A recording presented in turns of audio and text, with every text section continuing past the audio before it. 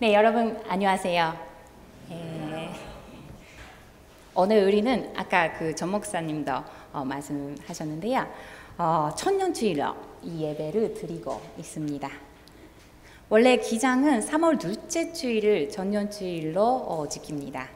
그런데 코로나19 때문에 우리 서울제일교회는 3월 첫째 주부터 온라인으로 예배를 드리기 시작했지요. 그래서 드디어 오늘 약 4개월 만에 천년주일을 지키게 되었습니다. 저는 1년에 한 번 천년주일에만 주일 예배 설교를 하기 때문에 어느 이 날을 기다리고 있었습니다.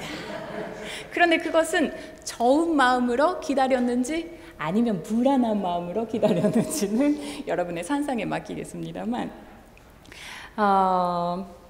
매번 천년주일 예배 때마다 말씀드리지만 한국어 설교는 저한테 좀 부담스럽기도 합니다.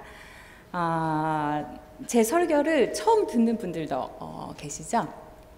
저는 2015년에 한국에 왔는데 그때 제가 할 수 있는 한국어는 안녕하세요, 감사합니다, 배고파요, 화장실 어디예요, 막 이 정도였습니다.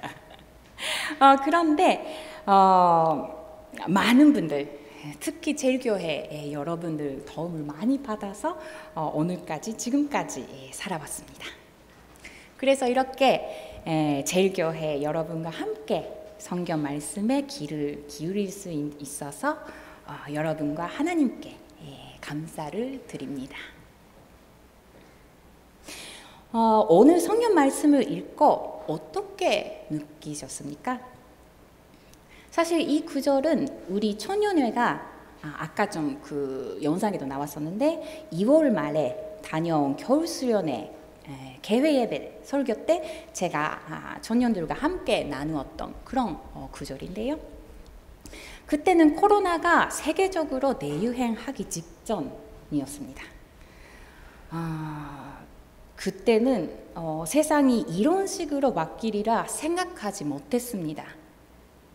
그때도 제가 이 성경 구절을 거르긴 했지만 그때는 지금만큼 이 말씀의 의미를 모르지 않았나 싶습니다. 얼마나 아름답고 즐거운가. 형제 자매가 어울려서 함께 사는 모습. 조금 더 자세히 이 말씀을 살펴볼까요? 이 133편의 말씀이 포함된 시편 120편부터 134편은 선전에 올라가는 순례자의 노래라고 글머리에 나와 있습니다. 이 15편의 시는 지금 우리가 보는 시편에 실리기 전부터 작은 하나의 시집이었다고 합니다. 처음 작성된 시기와 장소는 각각 15편 각각 다르지만 누군가가 그것을 모아 조금씩 편집도 하고 이것을 시집으로 만든 모양입니다. 나중에 되어야 150편의 시편 속에 돌아왔습니다. 이 작은 시집은 선전에 올라가는 순례자의 노래, 즉 예루살렘으로 순례를 할 때 사용된 시집이라고 여러 학자들이 말합니다. 유대 사람의 율법에는 적어도 1년에 3번 3대 축제인 유월절, 오순절, 초막절에는 예루살렘 선전으로 순례해야 하는 규칙이 있습니다.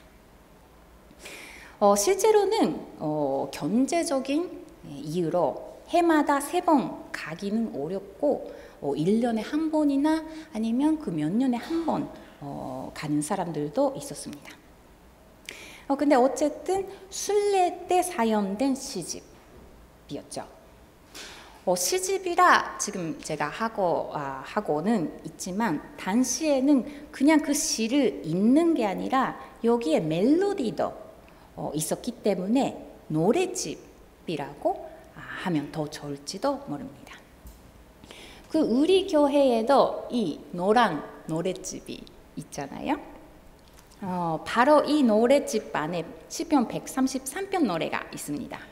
그 62번의 히네마토브라는 곡이 있는데 히브리어 노래인 거죠. 저는 신학교에서 히브리어 수업 때 이 노래를 배웠습니다. 네, 어쨌든 축제를 하러 갈 때 그 여행길에서 부른 곡이라고 생각한다면 시편이 뭔가 더 가깝게 느끼지 않습니까? 그런데 이 3대 축제는 한국으로 치면 설날이나 추석 같은 명절이기도 했습니다. 한국에서도 명절 때는 친척들이 모이잖아요. 이런 식으로 순례는 민족 전체가 명절을 맞아 친척을 만나러 가는 여정이기도 했습니다. 그렇기 때문에 유대 사람들의 관습은 우리의 관습과 비슷한 면이 있다고 볼 수 있습니다. 물론 당시에는 지금처럼 자동차나 KTX가 없기 때문에 당연히 걸어가야 했지요. 얼마나 걸렸을까요? 복음서에는 예수님도 역시 예루살렘으로 순례했다고 나옵니다.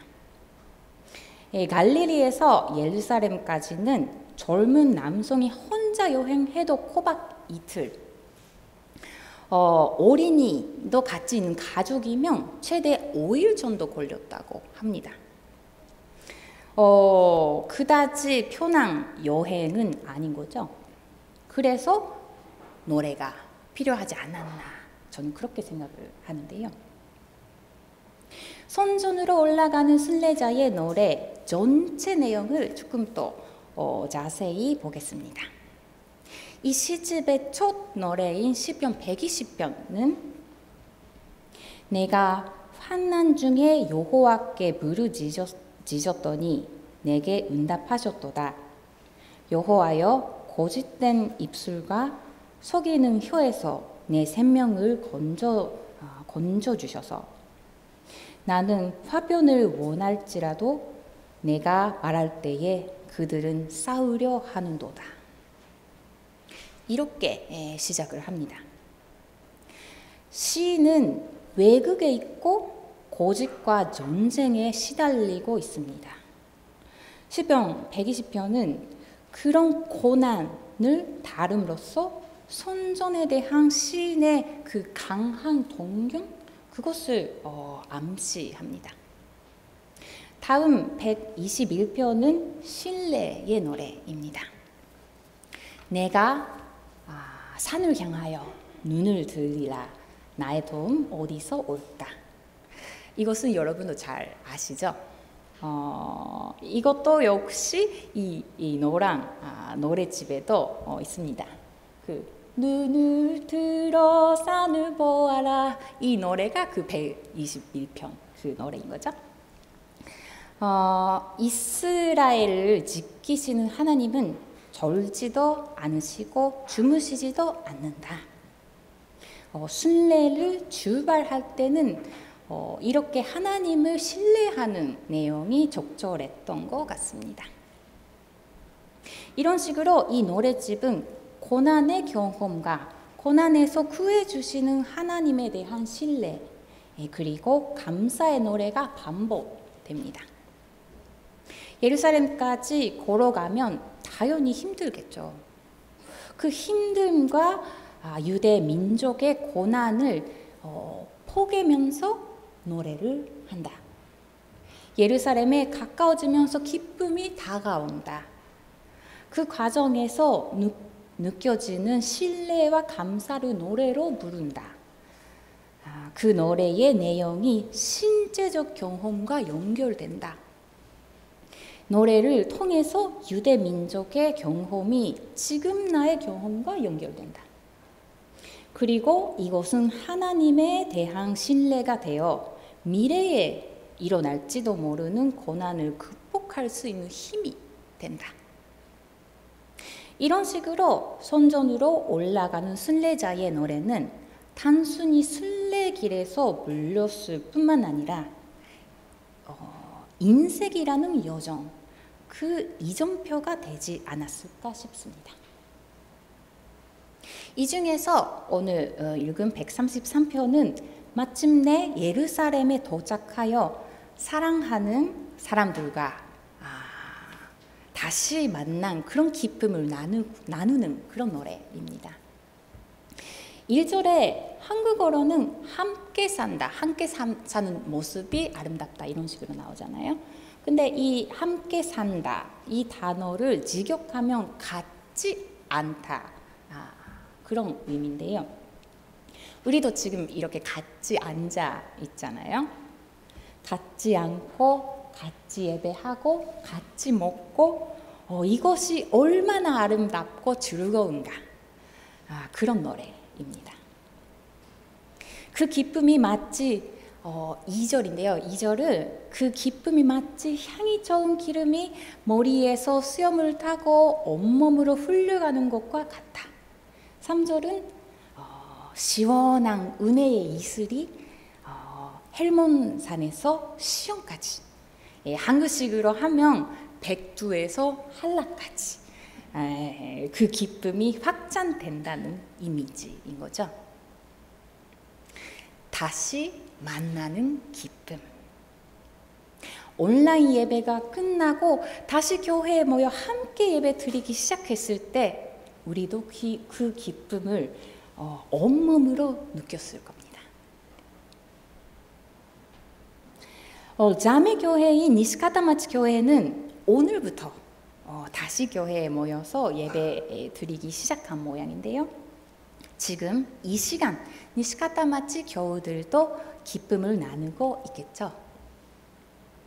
사실 얼마 전 우리 초년에는 오랜만에 니시카타마치 교회 청년들과 만날 수 있었습니다. 물론 일본에 우리가 다녀온 건 아니고요. 지금 유행 중인 줌이라는 화상회의, 인터넷으로 하는 화상회의 애플리케이션을 사용했습니다. 사진을 보여주시겠어요? 네, 이렇게 했는데요. 원래는 올해 10월에 니시카타마치 교회와 한일 합동수련회를 가질 예정이었습니다만 코로나 때문에 연기되었습니다. 그래서 온라인에서라도 만나자 해서 이렇게 되었는데요. 오늘 시편의 말씀처럼 아름답고 즐거워 보이시죠? 네, 평소에는 떨어져 있지만 2년에 한 번씩 자매교회와 만날 수 있는 한일 합동수련회도 이 시편 133편의 영성을 느낄 수 있는 기회라고 생각합니다. 그리고 매 주일마다 모이는 것도 마찬가지입니다. 평일에는 각자 떨어져 생활합니다. 그 모습이 마치 순례자 같습니다. 좋은 일도 있겠지만 하나님 이 고난에서 구해주세요. 이런 식으로 기도할 수밖에 없는 일도 일어납니다. 그런 일주일의 여정을 마치고 주일에 다시 교회에 모여 자매 형제들과 함께 예배한다. 다시 여기에 돌아왔구나 하며 무거운 짐을 두고 안심하고 즐길 수 있는 곳. 교회는 그런 곳이 아닐까요? 그래서 우리는 교회를 가족에 비유하곤 합니다. 안심감을 느끼고 쉴 수 있는 곳. 그리고 오늘 말씀처럼 사랑하는 사람과 함께 앉아 즐길 수 있는 것. 여러분이 교회를 그렇게 생각한다면 아주 행복한 일입니다. 우리가 함께 읽은 기독교의 심장, 그 저자인 마커스 보그 또한 책의 마지막에 이르러 자신에게 교회는 고향집과 같다고 말했습니다. 마커스버그는 10대 중반에서 30대 중반, 즉 천년식이 약 20년도간 기독교에서 의미를 찾지 못하여 교회를 떠났다고 말합니다. 그러나 결국 돌아왔습니다. 그것은 기독교만이 구원에 이르는 길이라고 깨달았기 때문이 아니라 자기에게는 교회가 고향집 같다는 것이 그 이유 중 하나라고 합니다. 어렸을 때 배운 기독교 지식 중에서 잘못된 것은 모르기도 했지만 그래도 기독교는 자신에게 친숙한 고향의 집이라고 합니다. 그런데 이런 기쁨을 함께 나누지 못하는 사람 또한 있다는 사실을 우리는 너무도 쉽게 잊어버리곤 합니다. 간단히 말하자면 교회를 떠난 사람, 아직 떠나지는 않았지만 이제 이곳을 떠나야 하는지 고민하는 사람도 있습니다. 그 이유야 여러 가지가 있겠죠. 여기에는 휴일에도 일을 쉴 수 없어서 교회에 나올 여유가 없거나 경직된 교회 분위기를 견디지 못하거나 여성, 성소수자, 장애인, 외국인 그런 사람들에 대한 교회의 그 차별적인 태도 때문에 교회를 떠난 사람들이 있습니다. 그리스도인이 예수의 길 위에 있는 것처럼 교회 또한 하나님 나라를 향한 길 위에 있습니다. 교회 자체의 여건이 소외된 사람들을 모두 품을 정도까지 성장했다고 하기에는 아직은 갈 길이 먼 것 같습니다. 겉으로 보기에는 아무런 문제도 없는 것처럼 보입니다. 그 이유는 이 사람들이 아무 말도 하지 않았기 때문이죠. 조금 더 정확하게 말씀드리자면 이들의 목소리를 우리는 한 번도 진지하게 들어본 적이 없습니다. 이들이 교회를 떠난 후에야 어렴풋이 짐작할 따름인 거죠. 이것을 소개할지 말지 고민을 했는데요. 다음 사진을 보여주시겠어요? 지난 설날에 인터넷에서 발견했습니다. 보이시나요? 잔소리 메뉴판. 보고 놀라실 분도 계실 텐데요. 그 명절에 친척들이 모이면 듣게 될 잔소리를 모아놨습니다. 보통 젊은 사람들은 착해서 이런 말을 들으면 웃으면서 대답을 해주곤 합니다. 하지만 이 메뉴판을 보면 사실은 이들도 잔소리를 듣기는 싫은가 봅니다. 그래서 잔소리를 하려면 계산을 먼저 부탁합니다. 뭐 이런 리스트인데요. 그 가격을 보시면 얼마나 싫은지 알 수 있는 것 같죠. 근데 아니 너를 걱정하기 때문에 그런 거야. 맞습니다. 근데 그 마음을 그 친구들도 잘 알고 있습니다. 그래서 그런 말은 듣기 싫다고 직접 말할 수 없는 겁니다.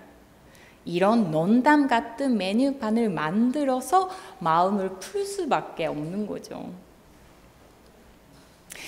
이것을 얼마나 진지하게 받아들이는지는 여러분들에게 맡길 수밖에 없는데요.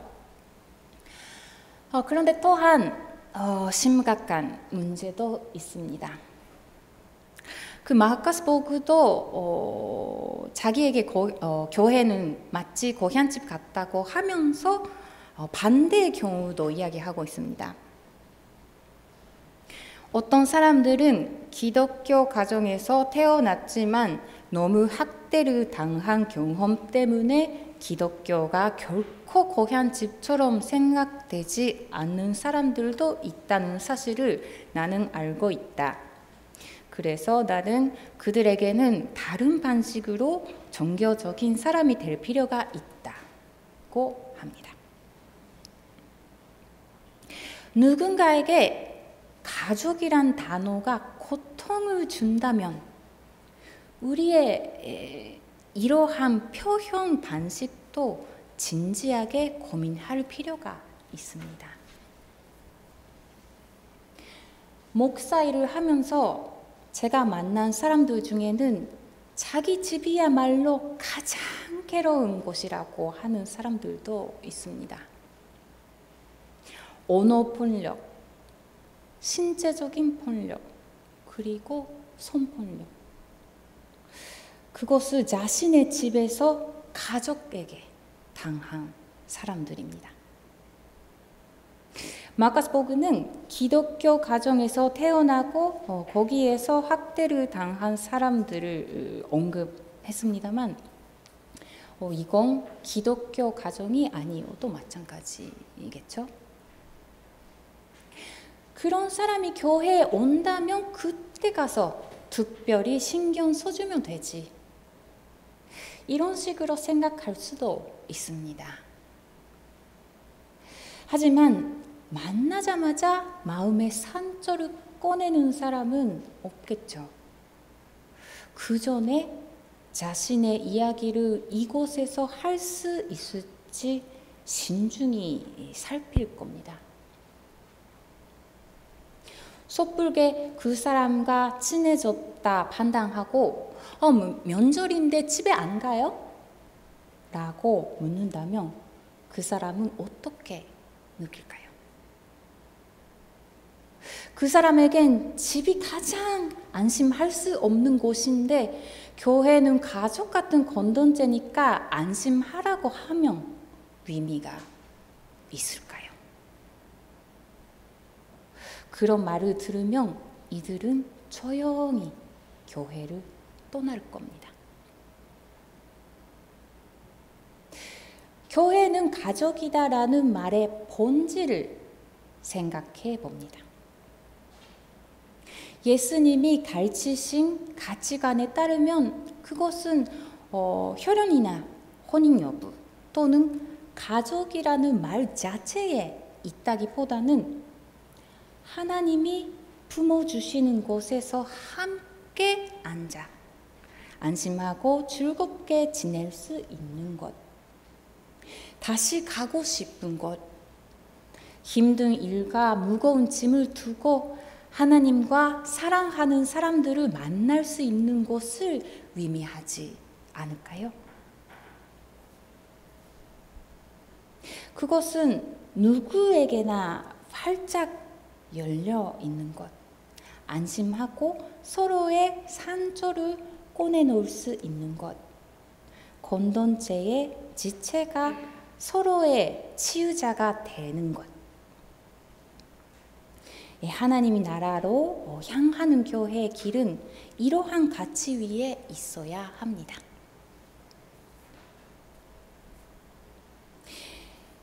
보다 많은 청년들이 교회에 나오면 좋겠다고 생각하실 겁니다. 우리가 해야 할 일은 생각보다 단순합니다. 문을 활짝 열어놓고 누가 오더라도 꽉 안아줄 준비를 하시면 됩니다. 집이나 사회에서 힘든 일이 있어도 교회에 가면 괜찮다. 나에게는 교회가 있다. 그렇게 생각되는 곳을 만들어 보면 어떨까요? 이것은 어른들에게만 해당하는 말이 아닙니다. 청년들도 마찬가지예요. 청년들은 교회 손님이 아닌 거죠. 교회는 함께 만들어가는 곳입니다. 같이 앉아 즐거운 시간을 보낼 수 있는 아름다운 곳으로 만들 수 있습니다. 만남의 기쁨이 서울제일교회에서 확장되어 백두산에서 한라산까지 그리고 세상으로 확장되길 소원합니다. 같이 침묵으로 기도를 하겠습니다.